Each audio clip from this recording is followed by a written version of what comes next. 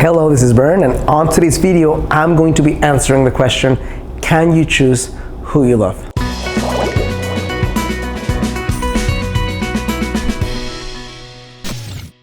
Hello, this is Bern. Welcome to another edition of BernMendez.com, and today I'm going to get right into it. Now, there's two big camps when it comes to talking about love. One extreme is that you are predestined to love a specific human being, and that when it hits you, there's nothing you can do about it. You will feel your heart moved in a direction that you can't stop, and you'll be needing to take action and figure out how you can make it happen with that human being because you love them and it just happened and you can't pull the plug. You're pretty much at the mercy of emotions. The other camp is much more logical in nature. I will say that you choose who you connect with, you choose who you love, you choose who you fall out of love with, and it's pretty much a transaction. That would be the other extreme. Now, what do you think? Do you think that love is something that happens to you and that you have no choice in the matter but to continue loving the person, and that even if you want to stop loving them, you can't? Or do you feel like you have some choice and that you're empowered to make decisions that are not just emotional in nature but also intellectual, in a way where you get a chance to connect with something and someone that feels good to you but is also good for you instead of being bad? And to answer this question in terms of how I think and view this, I'll share with you that there's 4 types of experiences that often get confused, and the confusion amongst those makes it so that people feel like love is much less in their volition than it could be. For example, one of the experiences is attraction. Attraction is that feeling of chemistry, that feeling of there's not much you necessarily think, but you feel something, you feel a level of attraction towards someone, a human being, and you either like someone or you don't like someone. Now, there's different kinds of attraction, and this is important to note. There's the instant attraction, which is what happens when you least expect it and you see a human being. In your case, you see a guy and you feel so much chemistry and you maybe can't stop thinking about him. Maybe you can't even stop smiling. There's something that is just comes out of you naturally that's flirty and engaging, right?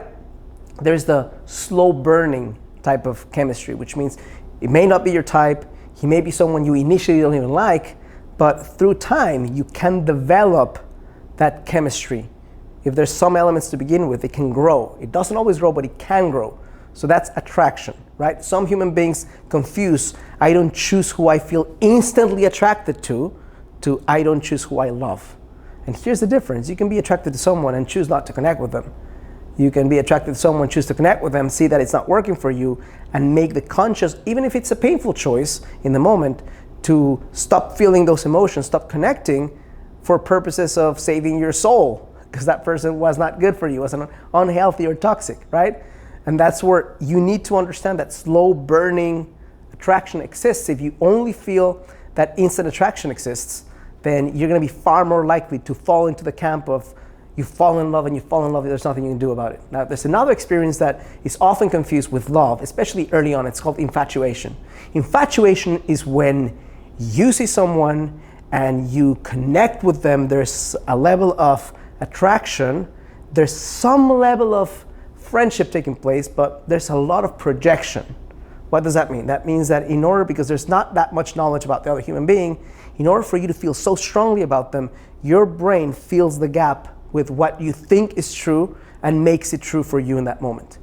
And so many human beings connect with somebody early on and they feel, I'm so in love with this person, or I love this person so much, and it's not love, it's infatuation combined with attraction. Now, there's a third level of experience that a lot of human beings go through, and it's called addiction. And that is when infatuation is high, attraction is really high, the experience is predominantly negative to one or both human beings. But despite the sum of this equation being negative and being unhealthy, being toxic, and in many ways destroying that person's life, they feel unable to change it, unable to stop it, unable to take a break from it. And that's why it's addictive. It's like a drug, right? Same chemicals that take place in your brain when you have a high level of chemicals in your brain also take place when you fall in love or in infatuation with someone. So here you go. You have attraction on one side, you have, which can be different, it can be instant or slow burning. You can have infatuation, right? And you can have addiction. And then there is love, which is something that has elements of attraction and could even at the beginning have some elements of infatuation, but it's grounded in something more sustainable. It's grounded in truth, it's grounded in connection, it's grounded in some level of sustainability, meaning time has gone by and it sticks, and it's grounded on action. And that's where I am a strong proponent that you do choose who you love. Here's why. Because love, my dear, is an active, not a passive verb. So what does that mean? That means that you may not choose who you instantly feel attracted to, but you definitely choose who you choose to commit to, who you choose to give your life to, who you choose to do things for, who you choose to sacrifice things for, who you choose to grow with, who you choose to interact with, who you choose to set boundaries with. Those are choices. Those are specific choices you get to make in the experience of loving someone. Because loving someone isn't just making love and kissing someone and feeling warm fuzzies. It's doing things that are uncomfortable. It's having tough conversations. It's showing up when you don't want to show up, but you have to. It's holding space for their experience when it's not the easiest thing to do. Those are things that are very specific decisions. Now, here's the kicker.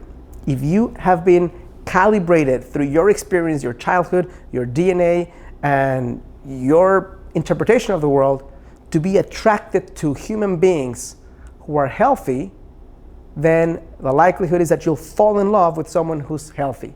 If you've been calibrated through experiences, pain, abuse, you name it, to feel attracted to something that feels good in the moment and it's high intensity, but it's not good for you, then you might be telling yourself that you're falling in love with people who are the wrong fit for you.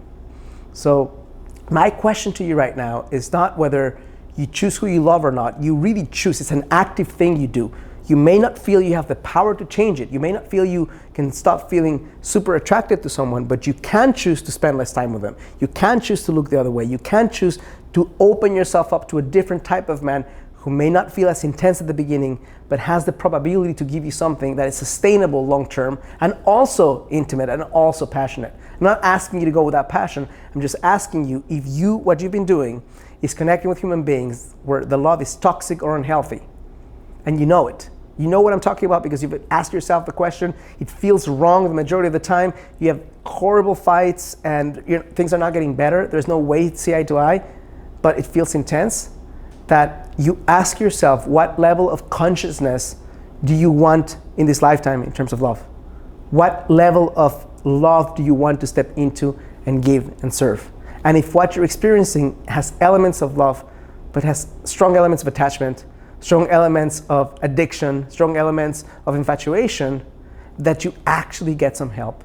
This is one of the areas of life where it's one of the hardest things. If you feel that you're falling for the wrong person again and again, you're stuck inside the cereal box, you can't read the label from the outside, it's hard for you to figure out how to change things unless you get some help. So if that's you, I urge you to figure out what is the type of help you can get, so you can find the peace inside yourself to tell yourself the truth, which is you can choose who you love, who you spend time with. And if you are connected to someone who's unhealthy, that you can love them from a distance without connecting, instead of thinking that love means you have to be with them. Hope this is helpful, insightful, and useful for you. If you find this is helpful and you want to figure out how you can enter the best relationship of your life so far, I've created a video training for you. All you have to do is click on the first link on the description of this video and you can start watching this training right away. If you like this video, click like or thumbs up. Subscribe to my channel, and by clicking the little bell you can be notified of new episodes that come out. Last but not least, if you are finding that you're going through challenges and things are not getting better and you're really serious about getting help, on the second line on the description of this video, there's a place where you can fill out an application, and we're a good fit, we'll connect, and maybe I can hold your hand through this process so you can start feeling attracted and spending time with and fall in love with the people who are a greater fit for you than what you've chosen in the past.